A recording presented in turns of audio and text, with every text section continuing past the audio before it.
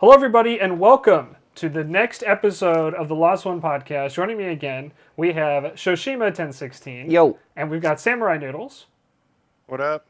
And welcome back to Lost in the MCU. It's been a while. It's been quite a few episodes since we've covered the MCU again. It's been a while. Yeah. And we're going to dive right on into Phase 2 here with Iron Man 3, which I believe came out in 2012? I'm pretty sure, because it came out, I think, a couple months after Avengers, right? Yeah, no, So, it was, I think, shortly after. It was and Avengers 2012. was, summer of 2012, so yeah. So, Iron Man 3 is a movie that I think all three of us are in agreement in is one The of the best most... MCU movie ever.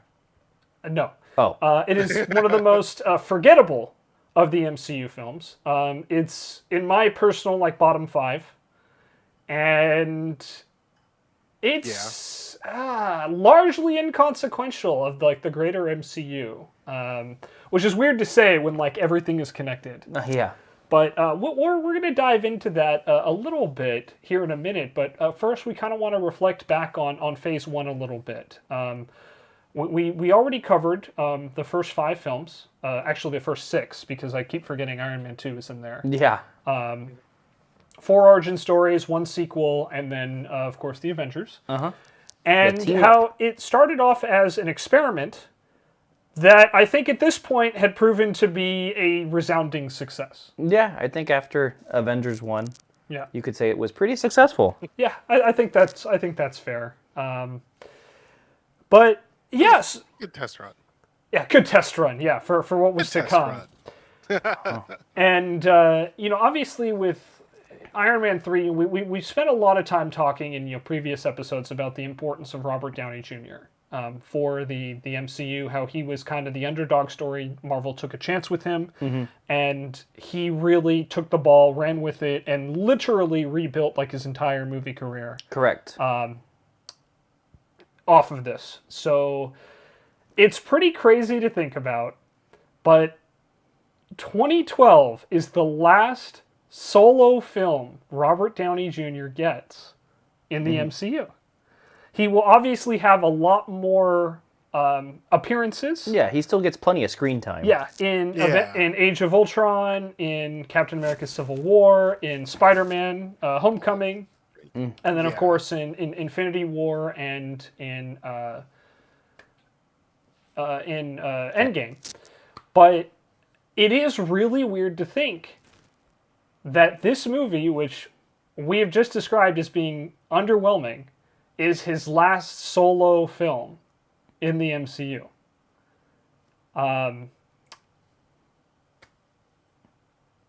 Man, I'm really glad he had the larger role he did in Civil War and in Homecoming, because I would not have been thrilled if this was his last, last on-screen appearance? On-screen appearance. For sure. Yeah. So, do you guys have any thoughts on that? This being RDJ's, last solo film in the MCU? Yeah, I didn't actually, put all that together until you said it right now. Yeah. But... yeah, I mean, because his performance still isn't bad. He's probably the most enjoyable part of this movie. Oh, 100%. But, yeah, just everything else about it. And especially between Iron Man 2 and Iron Man 3, maybe that was part of why he was getting tired of doing all these movies. I'm just saying. Yeah, I mean, I do feel Iron Man 2 was a bit better, but... but, yeah, it still didn't do as well. Yeah. I mean, up until recently, I remembered the beginning and the climax. And that's about Anything else was just kind of Yeah. So, yeah, no, it was... I'll put it this way. I watched Iron Man 3 more recent than Iron Man 1, and I can remember more of Iron Man 1 than Iron Man 3.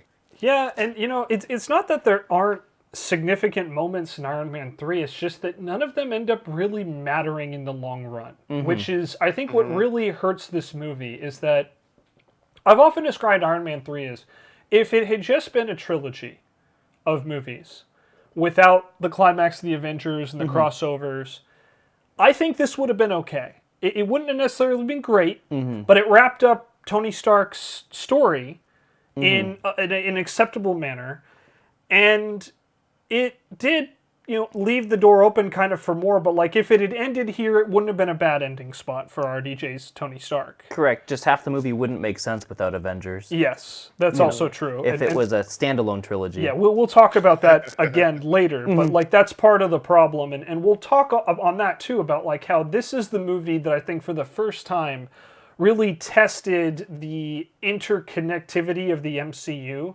among casual audiences. And we'll talk about that in detail when we go over the plot and do kind of the plot recap. But it is something that, like, this is a movie that is very much inconsequential in the longer run of the MCU, to the point that they actually retconned it in a short called Hail to the King. And then, of course, fixed the continuity in Shang-Chi.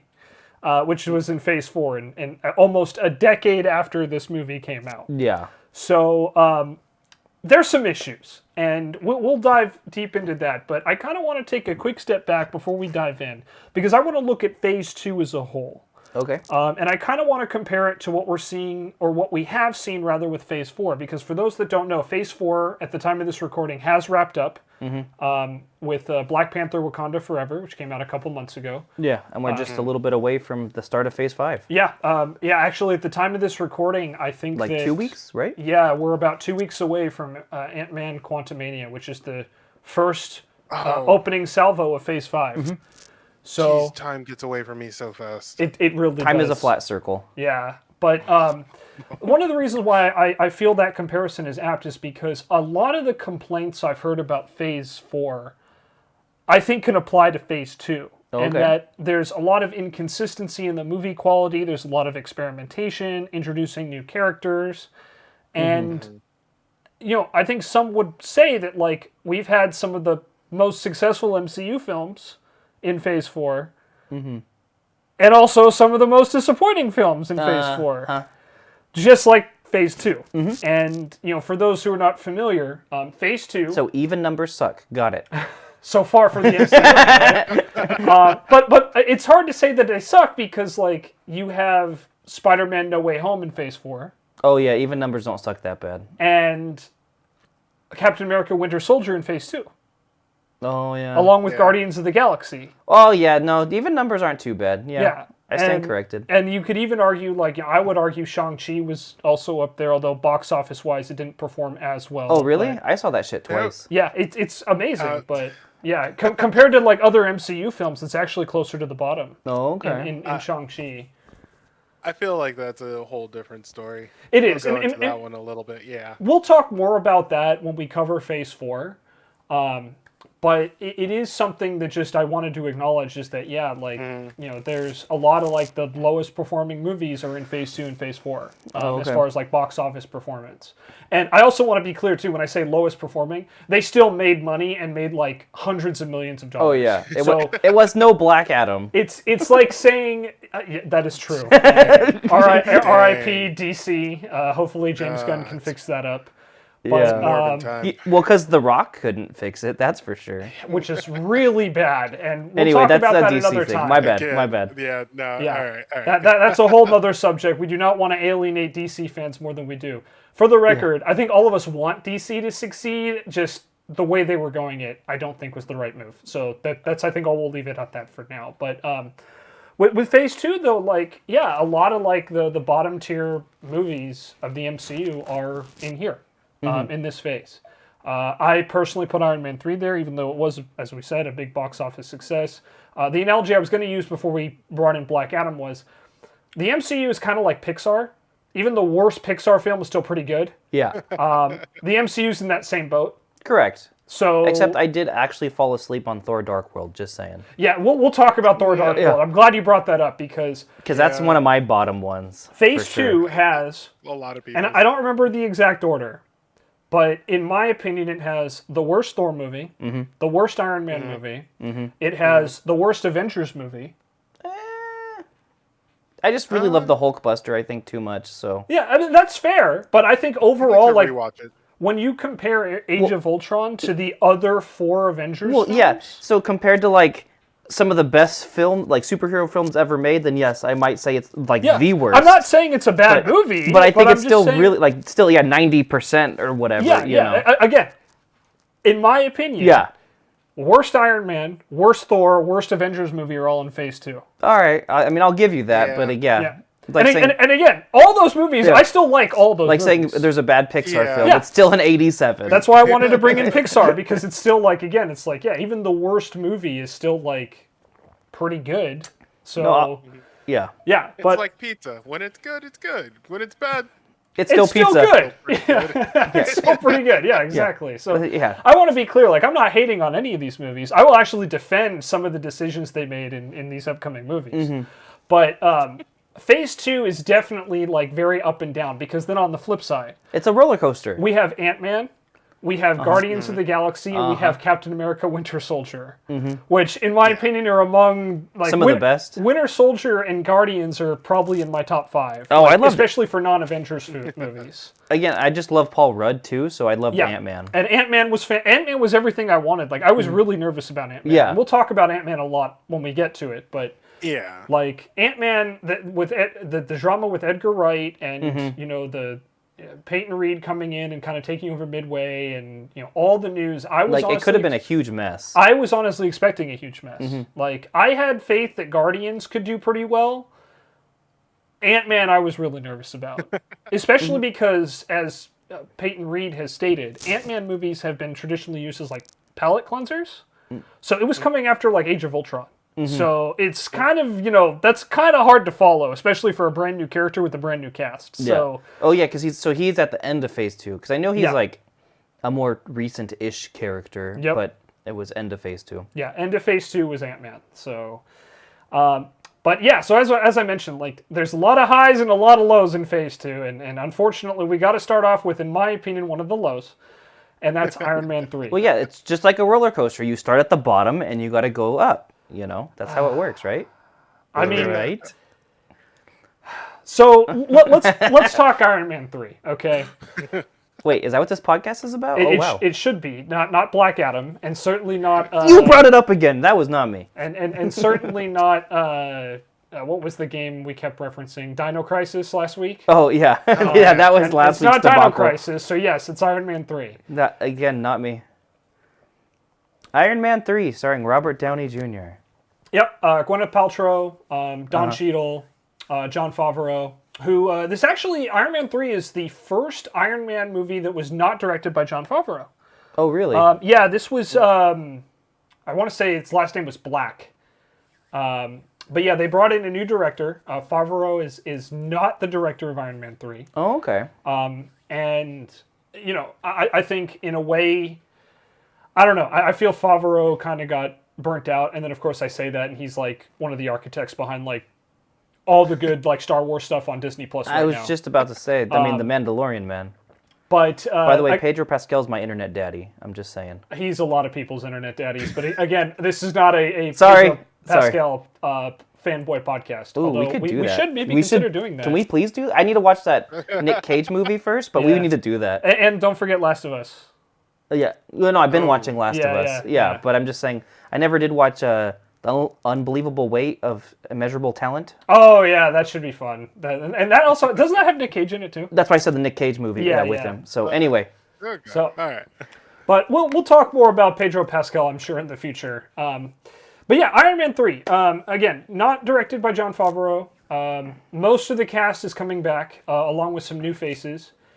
The most notable one, whose name escapes me, but he plays... No, his name is Ben Kingsley. Ben Kingsley is the name of the actor. The character is Trevor. Ben Kingsley is the biggest, was one of the bigger names attached to it, and he's phenomenal. The story he's involved is not, and we'll talk about that in a minute. He does good with what he's given. Yeah, he was... But he was given a pile of shit. Yes. And again, we'll talk about that. But Iron Man 3, again, last of Robert Downey Jr.'s solo runs. Luckily, not the end of him in the MCU, which was considered, I believe that this was the last movie on his contract. Which, I mean, watching the movie, you would imagine so. Yeah, so if it wasn't this one, I think maybe he had one more for Age of Ultron, but this was possibly his last hurrah, and, you know, kind of the end of Tony Stark, potentially. And the movie kind of paints it that way. Yeah. It definitely, the way it's written, definitely is a way for Tony to kind of ride off into the sunset. Yeah. And, you know, we'll get to that. Yeah. You know, I like the way, as far as, like, the general plot or whatever that I don't remember exactly how it opens, but just, you know, about the PTSD of, you know, New York. Of New York, yeah. It really does take a stride for, you know, the way they handle, like, the anxiety attack, and Robert Downey Jr.'s acting is phenomenal across the board in this movie. He is the brightest bulb in a otherwise, shall we say, shaky plot line. But basically, yeah, is that following the attack on New York, Iron Man is a hero. Rhodey is trying to convince him to, you know, work with the military and, you know, work with the U.S. government, because as we saw in Iron Man 2, Tony Stark kind of gave them the proverbial middle finger, humiliated Justin Hammer. Yeah. And, you know, basically, in the middle of it, when a little kid asks him to sign her drawing of the Battle of New York, Iron Man fighting the aliens, he has a panic attack. And... Yeah, because he does sign it, right? And then, I think he does, and then he runs into the hallway and about dies, like, pretty much. Well, he has to go into his suit, and then he gets a scan, and Jarvis tells him he's having a panic attack, and Robert Downey's reaction is, or Tony Stark's reaction is, me having a panic attack? Like, you know, it is a pretty crazy, like, contrast to the egotistical, self-centered, extremely confident Tony Stark having a literal panic attack in a public place in front of a bunch of people, including a bunch of kids who were looking up to him. Yeah, no, that's what I remember liking, that just, you know, being willing to tackle that kind of a subject and, like, make Iron Man that way was pretty cool, in my opinion. Yeah, and doing it, you know, relatively well. Like, again, I'm not an expert, but I am someone who has anxiety. We touched on it a little bit in the last episode when I was making references to the fact that I couldn't handle the RE2 remake. Yeah. But that's very similar to, like, what I've undergone. I can't say it's exact. I'm not a doctor, but, like, I thought it was at least passable. What about you, Samurai? I'm stuck on the idea of, like, him having a panic attack in contrast with the whole how he describes Loki. Oh yeah, right. Yeah, in the first Avengers movie. In the first Avengers movie, where he talks about how, you know, he's a diva. He wants his name up in lights. He wants everyone to see him. You know, he wants to be that, and then, like, son of a bitch, realizes that's him. Yeah. And he's going to Stark Tower. His tower with the big ass Stark symbol. Yeah. And now here he is, like, in basically what is that role. Everyone, you know, cheers him on, and he's like, oh, I can't do this. Yeah. And he deals with that throughout the film, which is something, again, I think is pretty cool. And something we need to mention before we dive too deep into the plot. Okay. The movie actually opens with him, it's a flashback. And it's a flashback to, like, 1999, you know, when a very different Tony Stark. Oh, yeah. Who was super drunk. You actually meet the doctor who saves his life in Iron Man. And there was kind of a throwaway line like, if I had been that drunk, I wouldn't have remembered you. You know, I wouldn't have remembered anything either in Iron Man 1. And then they show that, yeah, he's absolutely, like, trashed. Yeah. And he's supposed to meet with Killian, who has an idea for advanced idea mechanics. And Stark, being the self-centered asshole that he was in 1999, basically tells Killian to meet who's, like, crippled and, you know, does not fit in. He's a misfit. And to go to the top of the tower and wait for him there. And that would prove to be very significant because it would really shape Killian's decision moving forward and aim and everything else. And meanwhile, he being Stark, sleeps with another woman who happens to be a scientist who is working on Extremis, or what would become Extremis, which is, like, cellular regeneration and healing. And while he's drunk, he like leaves a partial solution to help her solve a problem she's dealing with it. And Yeah. that would also be significant later. Killian, of course, he never shows up to Killian. Yeah. He leaves the scientist, whose name escapes me at the moment. Probably escaped him too. Yep. And, basically just ends up, and while this flashback is going on, he's narrating about how they create their own demons and they create their own problems. And it's very weird because Stark is narrating the opening. Mm-hmm.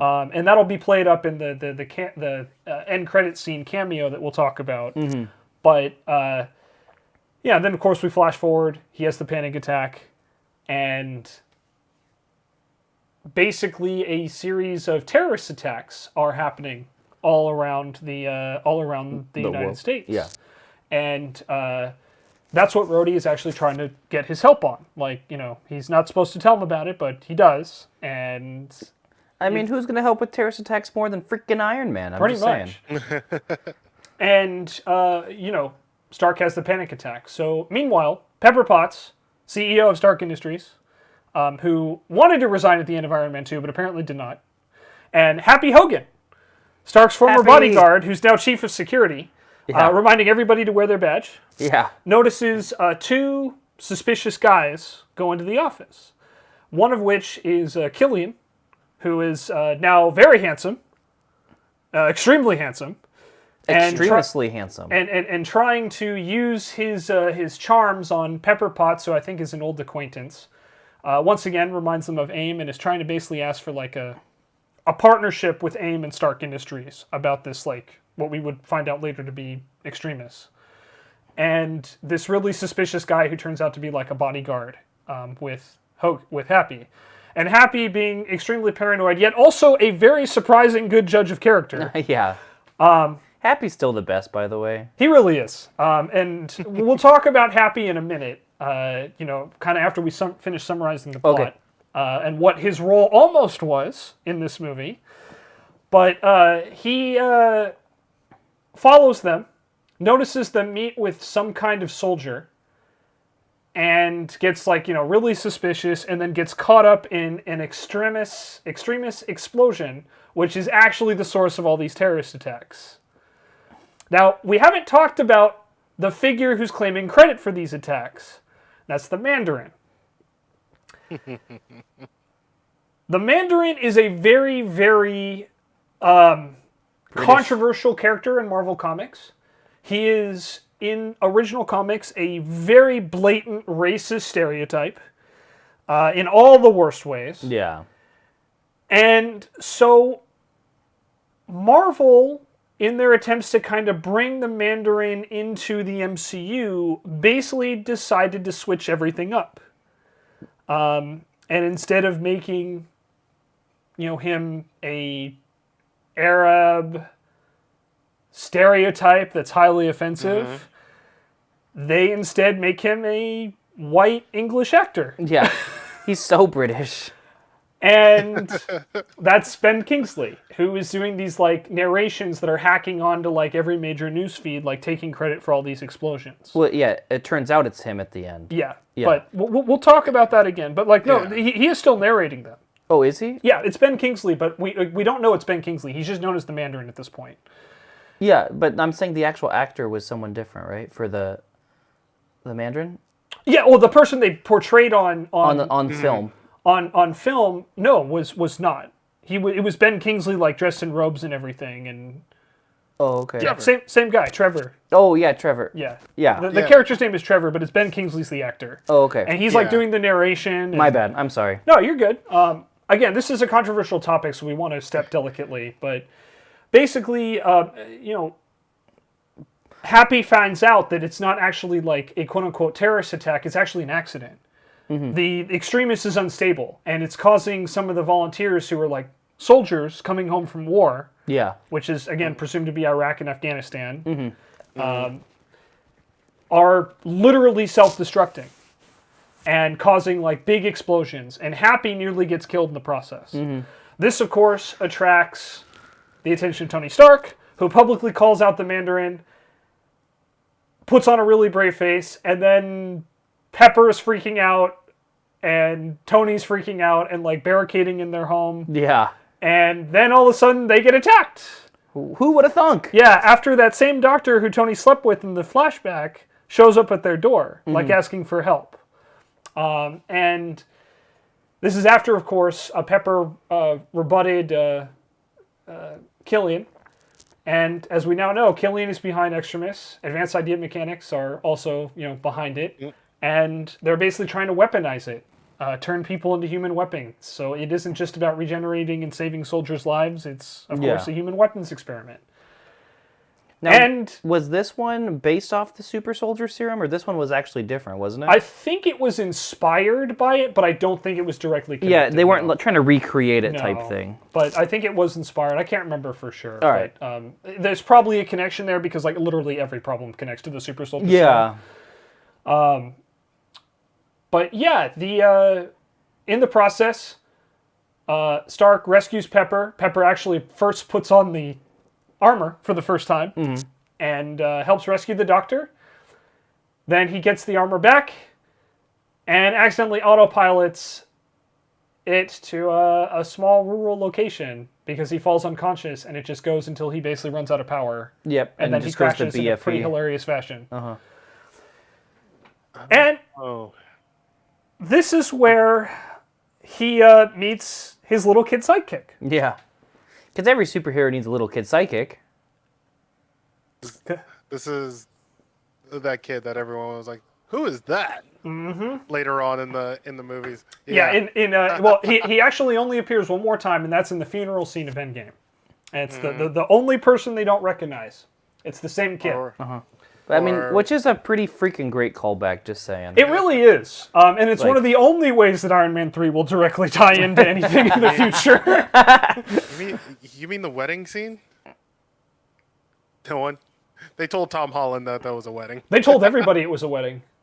They told everyone it was a wedding? They told everybody it was a wedding. Holland, no, they specifically told Tom Holland that, yes. But they also had to tell Mark Ruffalo. Oh, man. For those that don't get the reference, that makes sense. Ruffalo and Holland both have a tendency of spoiling shit. It's kind of become a recurring gag. It's in good fun, but like literally they especially when Endgame was being filmed, and we'll talk about this more in the future. They only gave Holland like false scripts. Yeah, like all his lines were accurate, but like the scene, the other lines, they were all wrong. So yeah, like we'll talk a lot about that in the future. Yeah, because wasn't there like when there was like leaks and stuff, Holland's like, "Oh shit, was this me?"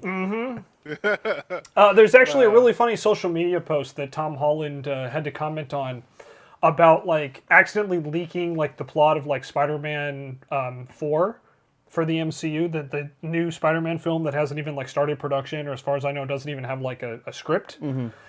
And he literally went, for a second I had to realize it, like think if I accidentally leaked this or not. Something like that. It was pretty funny. So yeah, he's very self-aware, so's Mark Ruffalo. But that's why we love them. So yeah, this kid was a pretty divisive addition, I think. Some people loved him. Some people did not. I fell in the category of I thought he was okay, but I thought he was unnecessary. Yeah, I didn't hate it. Yeah, I didn't hate it either. Like I think the actor was phenomenal, and his chemistry with RDJ it put some of like the greatest like line readings in the MCU. Particularly, I know. 'Cause we're connected! And then RDJ drives off and leaves the kid in the snow. Like, wait, you're guilt tripping me, aren't you? Just lots of great line interaction and dialogue. So, like, I can't hate it, but it's just like, I don't know how necessary this was. Yeah. Although I do suppose it does kind of foreshadow, like, RDJ becoming a father in Endgame. Or Tony Stark, rather. But nonetheless, yeah, he meets this kid. He, kind of figures out there's a connection between all these, there's a connection between all the terrorist attacks and the explosions. He has to rebuild his armor.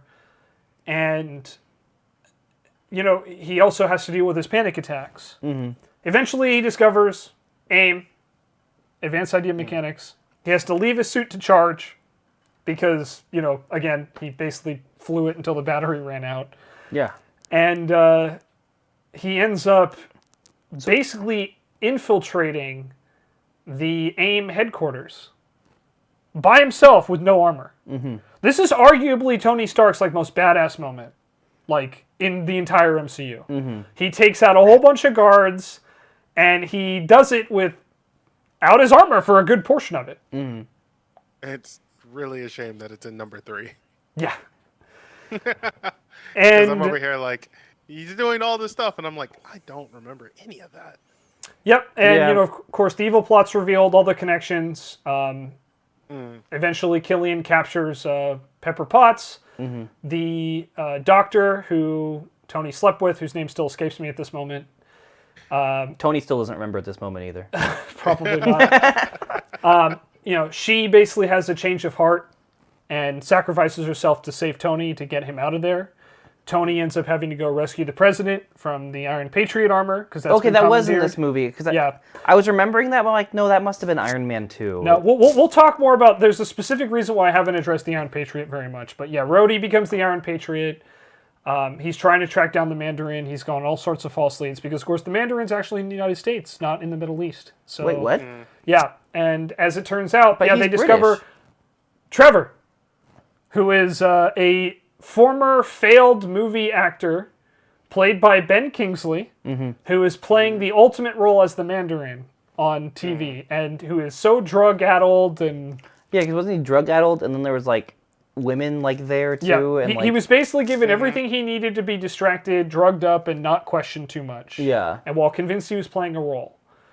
And as it turns out, it was like the big bait and switch with the Mandarin. The Mandarin was entirely an architect of Killian and AIM to cover for the disastrous side effects of extremists. Yeah, I feel like big bait and switch is putting it nicely. Yeah, and it's a very controversial change, and we'll dive more into it after we wrap up the summary, but basically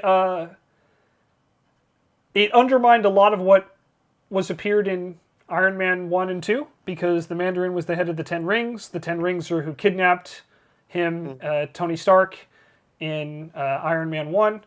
Fun fact, a member of the Ten Rings will also appear in Ant-Man. A lot of people don't remember that, but I'm a lot of people.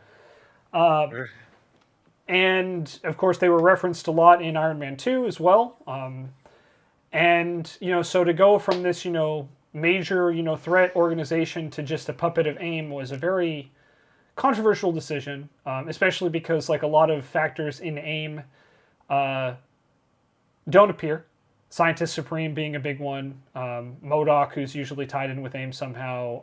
Gravitron. Gravitron, fun fact, would actually appear as a kind of a really ultimate character development in Agents of S.H.I.E.L.D. Oh, okay. Which is pretty cool. A bit of a bait and switch there, but in the best way. Oh, okay. And... Yeah, a lot of stuff with AIM that wasn't really addressed. So, of course, Tony, who had been coping with his PTSD from the Battle of New York by building an army of Iron Man suits... It seems legit. Ends up going in, rescuing the President of the United States, who was captured by the Iron Patriot armor, giving Rhodey his suit back, and basically using this army of suits to take on Killian and his extremist soldiers. Yeah, and wasn't in this rescue scene the one where, like, the suit, like, flies in piece by piece, like, breaking through the walls? No, because this was fought on an oil rig. The final battle. You're thinking of when he infiltrated the lab. Is that what it was? Yeah, where it breaks in piece by piece, and then, like, he gets, like, one piece, and, like, and like, starts, like, doing stuff. He has to, like, block with it, Oh, and then he gets hit in the crotch with the cup piece. Yeah. Oh, okay. That happened in the lab. My bad. I'm sorry. No, you're good. You're good. Iron Man saves the day, rescues Pepper Potts, who at this point had been infected with extremists, and after, by the way, dropping her and giving the fake out of her dying, but of course she is extremist, and it took, so she just regenerates and she's fine. Yeah, she just got hot and bothered instead. Yep. And ends up, in order to make his commitment to Pepper, blowing up all of his suits. And then he closes by narrating that he solved the extremist problem. So yes, he solves it off screen, cures Pepper, narrates about, kind of reflecting. Kingsley, of course, Kingsley's character Trevor gets arrested. And Rhodey never dons the War Machine armor again. Or not the War Machine, the Iron Patriot. Yeah, he goes back to being War Machine in all future films. And even the Iron Patriot in this, all it is just a reskin. And it's a symbol. It's a reskin of the War Machine armor. The War Machine armor, yeah. Like, it's not like it's anything different, at least visually speaking. Mm-hmm. And it actually, that theme will be touched on a little bit in Falcon and Winter Soldier, which is a Phase 4 project, but we'll talk about that later. And then, of course, the post-credits scene, where it turns out that Tony Stark has been narrating to Bruce Banner the entire time, who fell asleep. And then Tony promptly ignores Bruce's, like, I'm not qualified to be a therapist. And he's like, why? Temperament. Mm-hmm. Which is a nice little, nod to the Hulk and Rage. And then, of course, he just proceeds to continue talking, and that's kind of the end. Mm-hmm. And the reason why I wanted to bring up this particular after credit scene and this camera by Bruce Banner, Mark Ruffalo, is because it also builds on the friendship between Bruce and Tony that we saw in Avengers develop. So it shows that they're still in contact, even if it is a little one-sided at this point. But notably, it's also one of the first end credit scenes to not really foreshadow anything in the future. It's just there for comedy. Yeah. In every other movie up to this point, it was, aside from Avengers, which was kind of the closing of a chapter, there had been a teaser for something in the future. Mm-hmm. Whether it was Thor, or Captain America, or the Avengers project. Okay, so the only thing that's coming to mind in the first Avengers movie is that scene where they're eating shawarma. Yeah. Although I know with Marvel there's like 2 scenes. Yeah, there was a second scene at the end of Avengers, and we talked about it there. But like I said, Avengers I don't really count Avengers because it was the closing of that chapter and the closing of that phase. So there wasn't really anything to foreshadow there. Yeah. Whereas here, we're literally starting off Phase 2, and there's no foreshadowing. Yeah, you start Phase 2 without any, like... Yeah. Not trailers, but yeah. Yeah, there's no teaser for what's to come next. Yeah. Okay. I think, by the way, it was Shane Black was the director of Iron Man 3. I think that's his name. Shane Black. That sounds vaguely familiar. But, sorry, it just came to me. Oh, baby. So... yeah, that's kind of the summary of Iron Man 3's plot. So let's kind of dive into the problems here. We're about 40 minutes in, so we're going to kind of just go right through Blow through them, yeah. The Mandarin obviously was a huge issue. Yeah, because if I remember correctly, too, even in like the trailers beforehand, like they built up the Mandarin for this movie, didn't they? They did. It was really big. The Mandarin is also one of Tony Stark's like most persistent, powerful enemies. The Ten Rings are... yeah, in the comics. Are extremely powerful. Mm-hmm. They all have like godlike abilities, and they are addressed in a much more nuanced but still effective way in Shang-Chi, which again we had to wait like a decade for. Yeah.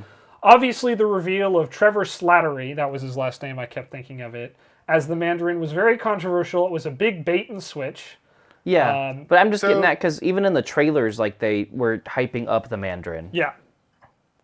So I'm going to play a little bit of devil's advocate here, because if I remember correctly, the Mandarin in the comics, like we stated earlier, hella stereotypical. He's a racist stereotype. There's no question about that. He is a horribly racist stereotype. So to your point, battle that they're like, let's make them blend in a little bit more. But I mean, probably not the right way to go about it. Well, I think that's a fair point. But I want to counter by saying they are literally playing up this as terrorist attacks in the United States. Mm-hmm. This is not that long after the 9/11 and the presumed scare that followed after that, where Arab Americans and anyone from the Middle East, or even wearing a turban or a hijab, was viewed with suspicion and treated with disdain. Mm-hmm. Mm-hmm. And they kind of seem to want to have it both ways here, because they're also using the name of the Ten Rings, which in previous movies was established to be a terrorist organization in the Middle East, active in the Middle East. Granted, it was funded in partnership with Obadiah Stane, Tony. But again, it does kind of feel, at least to me, that they were trying to kind of have their cake and eat it too. They were invoking a lot of that same imagery and that same stereotype. But they kind of were like, oh, we'll just put a white guy as the head, and then it turns out he's not actually the head; he's just a figure. Yeah, and it's actually AIM the entire time. And so, like, I get what you're saying. I think that's fair. I don't think they had a right way to do this. Well, I think it wasn't executed very well until Shang-Chi, where they really did it well. Yeah, but I think too, even in this, like, we know the Mandarin's like a big player. Yeah, and then like they just totally write it off. So like comic fans are like starting to like get ready for this, and then like they're just like no. We're waiting for a big showdown between the Mandarin and his 10 rings and Iron Man, because they're longtime comic book rivals, and it doesn't happen. It's a bait and switch. Yeah, and they just throw it away. There's a place for it, but again, like, I just don't feel it was executed super well. Yeah. I think they did the best with what they could based on what they wrote themselves into.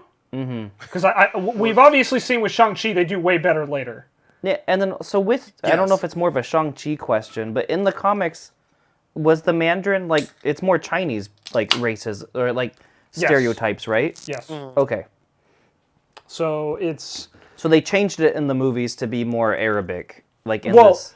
Sort of. They were trying to be topical with like the war in Iraq and Afghanistan, which I feel was a good part in Iron Man 1. Yeah, especially because he literally gets captured and blown up there. Yeah, But so they're still trying to like invoke that, but at the same time they're also trying to like avoid these stereotypes.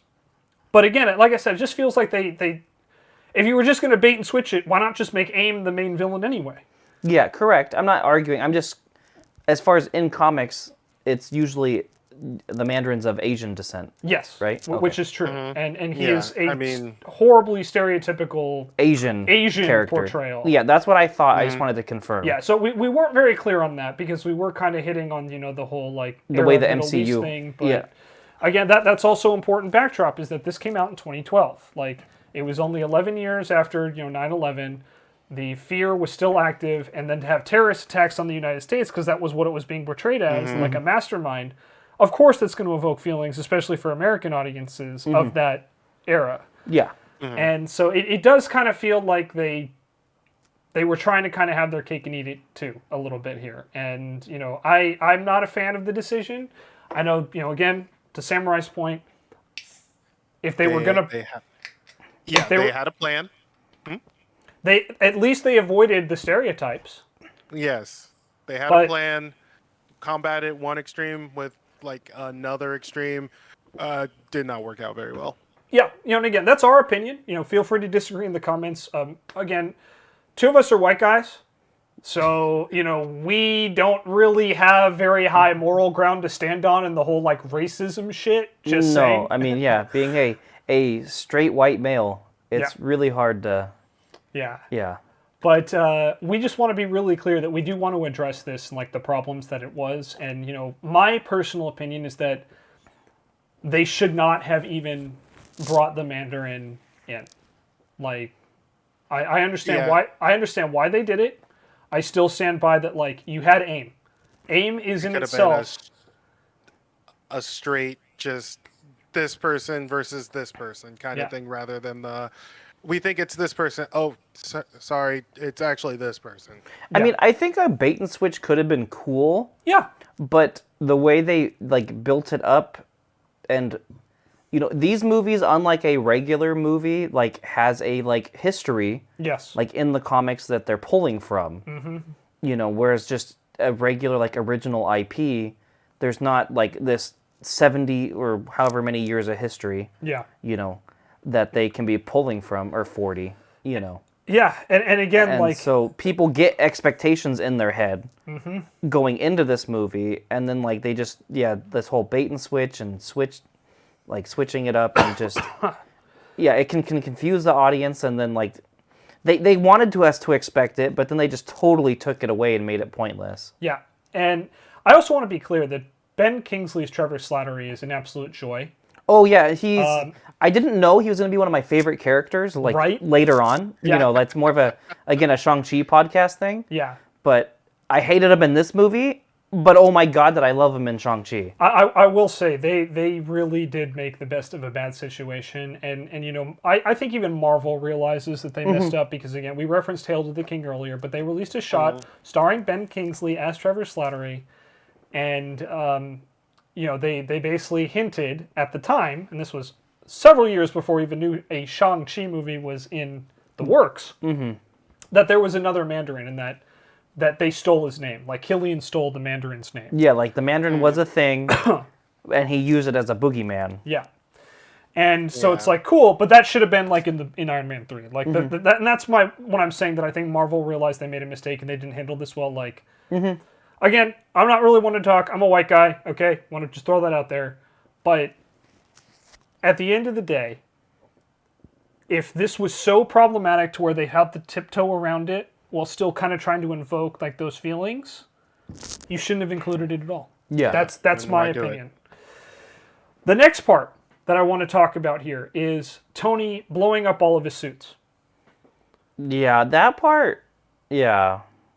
Literally, in the next appearance that he has, It's like Age of Ultron, he's got his suit back. Yeah, it's like it didn't happen. And No explanation. it just takes away from the, like, they tried to build up, like, I'm going to blow up all my suits, Yeah. you know, because my wife is getting stressed out about me doing, or were they married at that point? They were not I'm sorry. married at that point. Yeah, but the girlfriend that I really like, you Yeah. know, who, I can't remember when they become married, because I know they do eventually, obviously. They get engaged, I think, or it's hinted they get engaged at the end of Homecoming when Peter turns down an invitation to the Avengers, and then they need a big announcement, so he decides to pop the question. Oh, okay. Because Happy's been holding on to the ring for like ages. Oh, okay. And then I think they technically get married.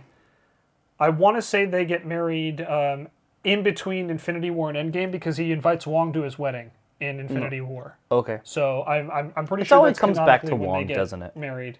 Yeah. But So, yeah, regardless, like, you know, she's a loved one, yeah, and he blows up all the suits.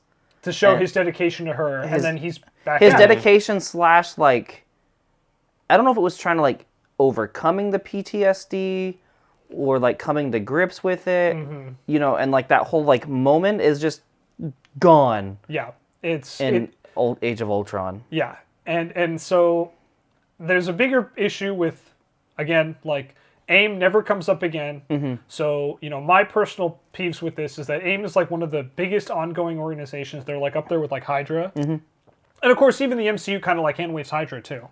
Which Yeah, is like, unfortunate. again, a whole big thing, and then they're done with it. Yeah, Age of Ultron Yeah. is big on that. And, you know, it feels like it's an unfortunate, like, decision where, you know, again, AIM, I feel, could have been a bigger deal. They could have been established as a much larger threat. Instead, they kind of half-assed it with this, like, 10 Rings, Mandarin. Yeah, they, know. like, combined a lot and then, like, didn't really use it much later. Yep. And the last big issue with this movie is, at least in my opinion, is the fact that, like, almost nothing in it matters. It's Nothing Stark's even PTSD is matters. never really addressed again. It's hinted at, like, in Civil War. Like, you know, he's obviously developed more sensitivity to, like, you know, guilt and stuff like that for his role. But it's never explicitly addressed again. He's back in his suit in Age of Ultron, and they literally, like, hand wave it with, like, 2 lines. Yeah. They, you know, the relationship with this kid he develops doesn't show up again until Endgame. Like, And by then it's too late. yeah, and by that he's gone. You know, spoilers. Sorry, Just- but it's just like there's very little in this movie that actually impacts the greater MCU, and it's very weird. Like at the time, it made more sense because again, we didn't know whether Robert Downey was going to want to continue. But looking back at it now, it's like Iron Man 3 just really, really stands out as one of those movies that just feels like it almost doesn't belong in the MCU. Mm-hmm. And that's even more so than like isolated movies like Eternals right now, for example. It's just a really weird feeling. It's a Frozen and Carbonite kind of thing, only worse. Yeah. I don't know if you know that one. Yeah, well, Harrison. Yeah, they weren't sure if Harrison Ford was going to come back for the third movie in Star Wars. Yeah. So they froze him in Carbonite, and Harrison was actually trying to convince them to kill off Han Solo. Oh, okay. So that gave them an option where if Harrison decided not to come back for Return of the Jedi, he could have died in Carbonite. Mm-hmm. Easy write-off. And here, that's kind of what they seem to be doing for Tony was, he blows up all his suits, and he rides off into the sunset with Pepper and lives happily ever after type thing. Yeah, that's totally the vibes you get watching the movie. Mm-hmm. So, with that being said, though, I do want to talk about one other thing we touched on. I want to make sure we hit on this. I also want to talk about the Iron Patriot, and then kind of give some final thoughts onto the movie.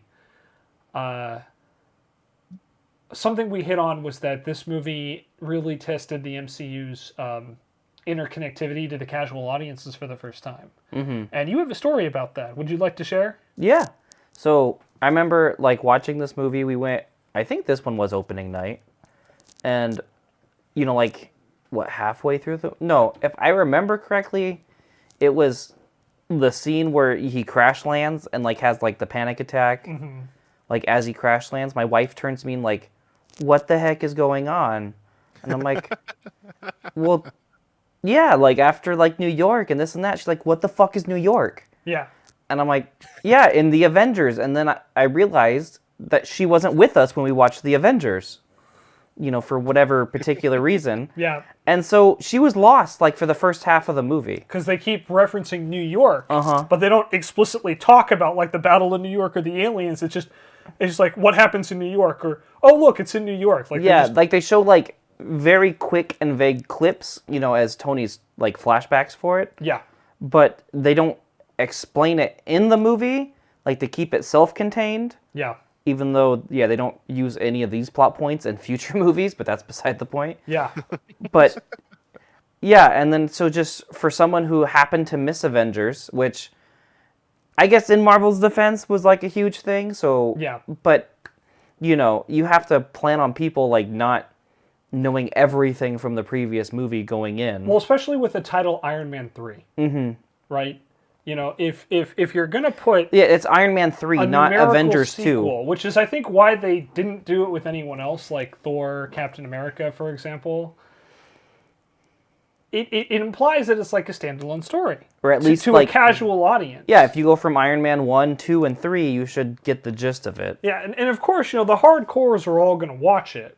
But for the casual audience, this was kind of the first test where it's they're referencing another movie, but they're doing it indirectly, and there's no, to someone who's not familiar with the fact that Iron Man is a member of the Avengers, they wouldn't know. Yeah. So, it's oh yeah, there was this movie called The Avengers coming out. I don't know, if you're not interested, if you're not a comic book fan, that has no relevance to you. It does seem really stupid to say now in 2023. It does, but you got to remember, this was 2012, and The Avengers had just come out a couple months prior. Yeah. So...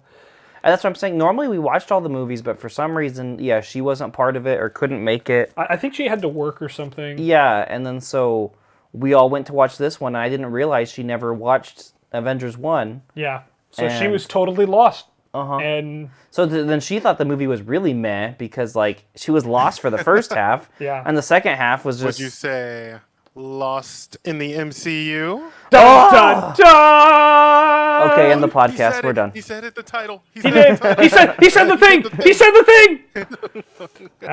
Well played, Samurai. Well played. Let me give you a. Well played. Yeah. So yeah. Again, this is kind of, and we're seeing that a lot. And the reason I want to bring this up is because at the time of this recording, Phase 4 is just wrapped up, and the biggest complaint I've heard about Phase 4 is there's just so much between all the TV shows on Disney Plus and the films. There's a lot, but it is more self-contained. You don't have to watch everything to get it. It is, but there's still some things that need referencing. Like, I've talked about this before, but like Doctor Strange and the Multiverse of Madness did a really good job of like summing up WandaVision, like the important parts that were relevant to the story. Yeah. Falcon and Winter Soldier, not so much. What do you mean about? Well, like, for example, the whole idea of like Falcon and Winter Soldier was supposed to, like, it references like other events from other movies, but it's like very in passing and it's out of context. And Falcon and Winter Soldier, as we'll talk about, is a little all over the place. We'll talk about. see what you're We'll getting talk at. about Okay. that a bit, but like, whereas like Doctor Strange does a really good job of like kind of summarizing WandaVision in one scene. Other 'cause movies again, and even- other products don't necessarily do that same good. We've kind of had a mixed bag as for referencing other stuff. Yeah. No, I'll So- agree. Yeah. Well- Because even using my wife as an example again, like in Doctor Strange, she didn't feel totally lost, even though she didn't watch WandaVision with me. but again, like I said, that 'Cause was that was one of the strengths of Multiverse of Madness. Yeah. Whereas like, and also in Spider-Man No Way Home, where they paid enough homage to the previous Spider-Man stuff and brought them in a way that made sense. And It made sense, but it hits way harder if you've watched them all. oh, But yes. 100%. But Without getting too much into it, I feel like that one kind of had to. it did. Because the rest of the movie really wouldn't have made sense. It's like, well, Yeah. why is she doing this? Yeah, exactly. But Yeah. I'm just saying, but they did it. Whereas, like Yeah, as we've they did. seen here, like with Iron Man 3, they probably could have done a little bit better explanation of like why Yeah. Stark was, summarizing it for any who maybe hadn't seen the Avengers. But again, Marvel was Maybe still this was- relatively new, and This was the lesson, yeah, Yeah, I mean, it reminds me of tutorials in games. yeah.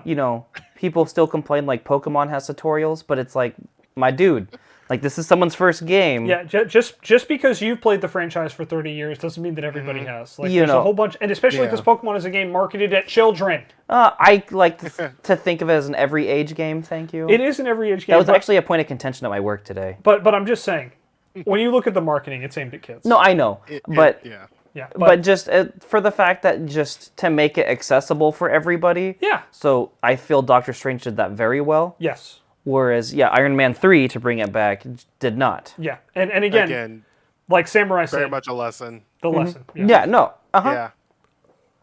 Just bringing it back. So anyway, Around the town. other thing I wanted to touch on is the Iron Patriot. Yes. We specifically did not talk a lot about Don Cheadle. Don Cheadle. Actually, that's pretty fun saying. Not as fun as Mufasa, but pretty fun. You done? Yeah. Okay. We didn't talk a lot about Don Cheadle's role here because Don Cheadle is another bright spot in this movie.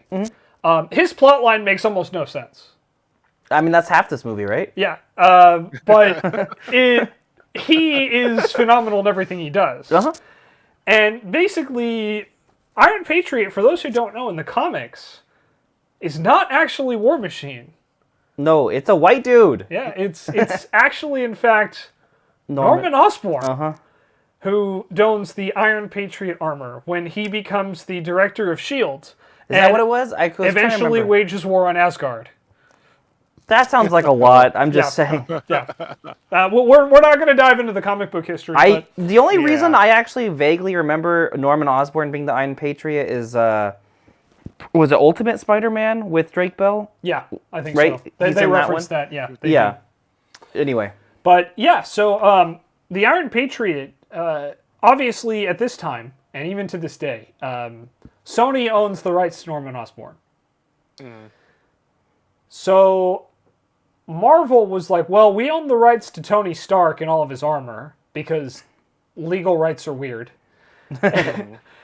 So let's just give the Iron Patriot armor to War Machine. and we'll call it good. Yeah, because legally we own Iron Patriot. Yeah. But we can't put Norman Osborn in the suit. Yeah. And just a legal workaround, like a big old, like, fuck you, Sony, we can still do it. And of course, we're still 4 years before Spider-Man would make his entrance into the MCU, due to that deal being struck with Sony. Yeah. For those that don't remember, for context, the Amazing Spider-Man movies with Andrew Garfield were currently in development at this time. Mm-hmm. I actually liked those. I did too. And again, we'll talk more about those, I think, when we cover the Spider-Man podcast. We'll definitely dive into it on when we talk No Way Home, because we have to. Okay. Yeah, we really do. But at the end of the day, though, like, yeah, Marvel didn't have the rights at this time.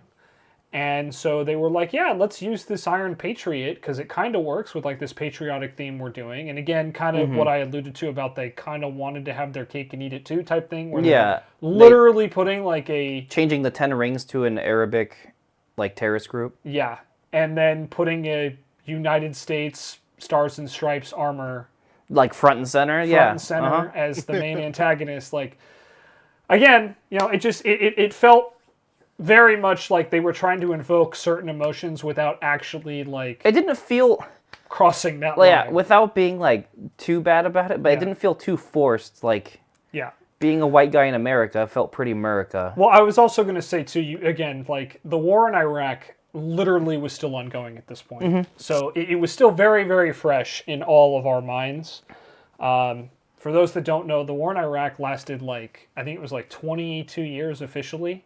Something like that. Like, Joe Biden was the one who ended it officially. Yeah. And, you know, he wasn't even elected president until 2021. Like, he didn't take the office until 2021. So, like, it was like a 20-year-long war. So, for those that are not in the United States and are not curious about, like, what the hell we're talking about, like, that war dominated our entire childhood. I'm about to say, that's most of my life. Hey. It's not a war if we de-escalate it to conflict. I'm not going to get into the technicalities on this podcast, but... That was dumb. Yeah, I'll just second what he said. It's very dumb. And all that came to mind when you said... Yeah, it's dumb. Just, yeah. Yeah, it very much, they were trying to invoke certain feelings without being blatant about it. And Iron Patriot is another issue I have in this movie. Because it's like, I understand why they did it. I get it. Very unnecessary. Feels like a waste. Especially now that they have this partnership with... Well, and they've never touched it again.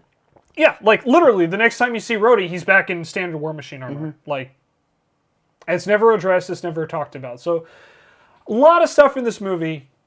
The way they handled the 10 rings, the Mandarin, AIM, and, of course, the Iron Patriot. Those are kind of my key, like, why I've ranked this as, like, the bottom tier Iron Man movie. And it has less to do, unfortunately, with the actors involved, and more to do with just the decision making and the writing. I guess also, like, if you think about it, because we talked about this in one of the podcasts about, like, you know, the superhero trilogies. Yes. And this still kind of falls under that trope of, like, the old school superhero trilogies. Yeah. You know, where they just try to, like, okay, it's the third movie, let's shove everything we physically possibly can. Yeah. Into this movie. And I also want to be fair, too, is like, when this movie was in development, they had no idea Avengers was going to be the success that it was. Correct. Like, you know, I want to be clear, so I do get that to an extent, but man, as you kind of pointed out, looking at it from the perspective of 2023, Iron Man, I think, is... It wasn't as poorly written as Thor: The Dark World. No, not nearly but as much. It matters less than about any other movie in the MCU. And it is a giant, like, sore thumb for that alone, in my opinion. Dang, the more I think about it, I'm just like... So, there are bad movies, and then there are forgettable movies. I would rather have a bad movie, and because of this conversation, I now have to rank this lower than Thor 2? Yeah, I do too. I do as well. Well, yeah, because it's...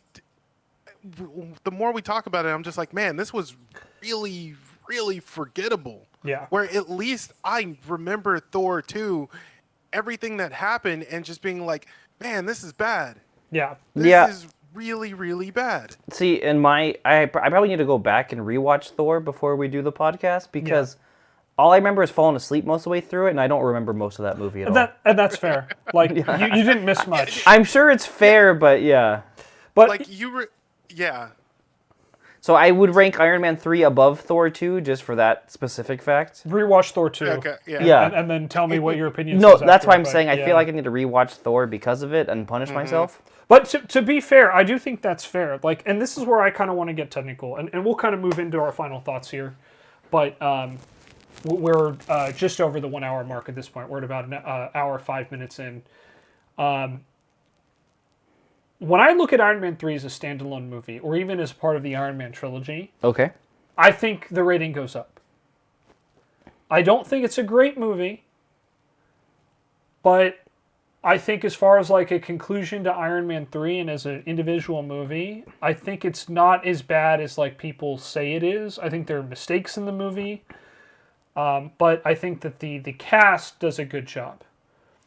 Why this ranks so low for me is because I don't rank movies based on standalone trilogies in the MCU because that's not how they're designed to be looked at. They are designed as one giant interconnected story. Like a cinematic universe? Exactly. Oh, wow. Weird how that works. So that's how I choose to look at this movie, and that's why it ranks so low to me. Yeah. Iron Man 3 has virtually no impact on the MCU. Almost nothing in the movie matters for the greater MCU. Almost nothing that happens in the movie gets referenced at all moving forward. And none of it plays a big interconnecting role. It is a standalone story for Iron Man as one possible alternative to what if Robert Downey Jr. had called it quits after Iron Man 3. But because it exists in the MCU, this is the least consequential movie in the entire series. The only time it is relevant is when they do a nice little nod back, like we talked about in Endgame with the funeral scene, or as Samurai pointed out, the wedding.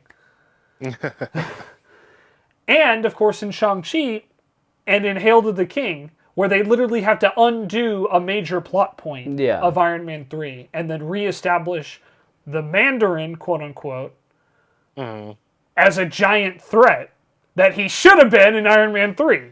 No, correct.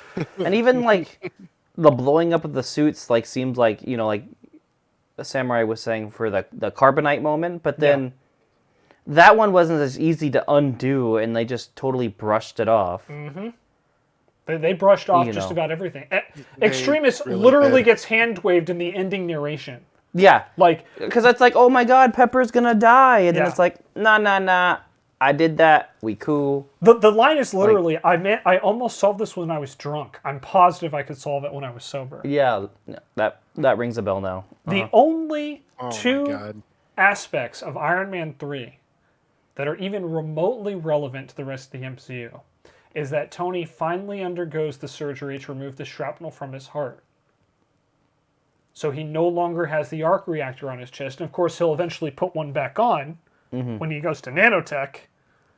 But that is something that is very significant that will happen moving forward. And the second thing is his relationship with Pepper, which will be a consistent theme across.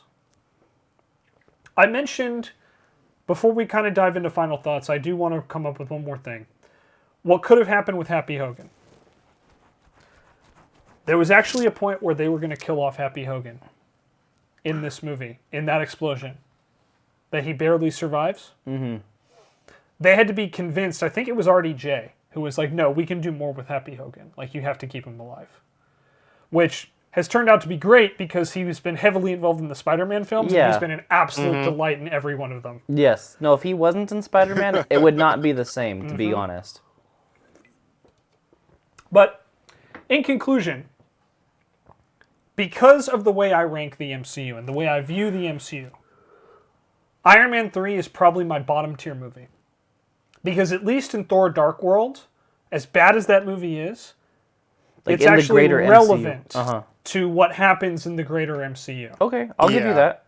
So that's my justification. I'm not a hater of Iron Man 3. I will happily go back and watch Iron Man 3. It's still a fun movie, The cast is amazing. We've already talked about how RDJ has some of his best character interactions with that little kid. Yeah.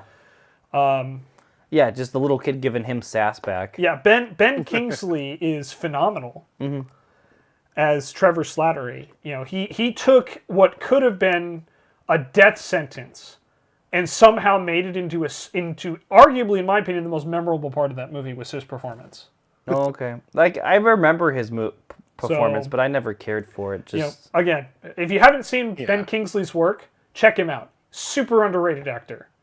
Fantastic. So, anyway, that's going to wrap it for me. So, Shoshima, let's start with you. What are your kind of final thoughts on Iron Man 3? Yeah, I mean, again, falling asleep on Thor. I don't remember how shitty that movie was. So it's pretty bad. I'm not disagreeing whatsoever. I mean, I fell asleep on it. Just saying. And Thor was one of my favorite MCU characters. Yeah. So, but yeah, no, I remember, like you said, as the movie itself, it's a fun ride. Mm-hmm. But yeah, they just kind of throw away like everything they do in this movie in the future ones, and it just was like going into Avengers at Age of Ultron. It's like, all right, like what? I'm glad Iron Man's here. Yeah. I love what they did with Iron Man in that movie, but it just makes this movie completely irrelevant. Exactly. You know. Samurai, how about you, bud? What's your final thoughts? Yeah, kind of reiterating something that I just said earlier was the fact that, this is forgettable.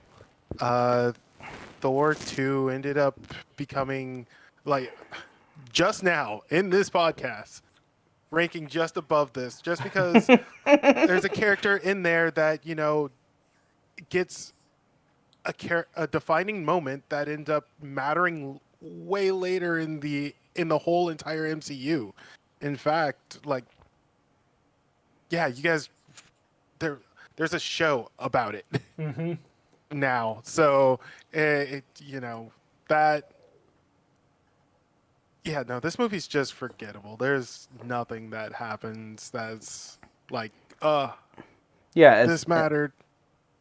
Yeah, in the greater MCU, it doesn't do anything. Yeah. It doesn't move the story forward at all, really. Yeah, and it's again really weird to think about how this was the opening movie of Phase 2. Mm-hmm.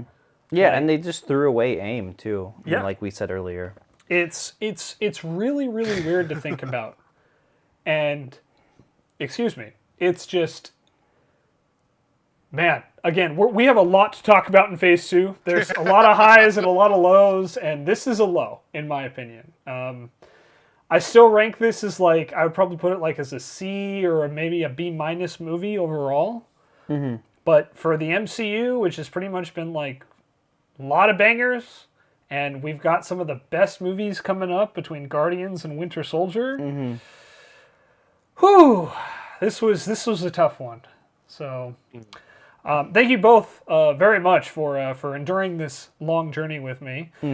Big shout out to Chad James, who I had talked about several times off screen about his mutual dislike of this movie. So, Chad, big shout out for you, my friend. I know. If Chad was here, I was going to play up that I totally love this movie, just to fuck with him. Of course you would. Yeah?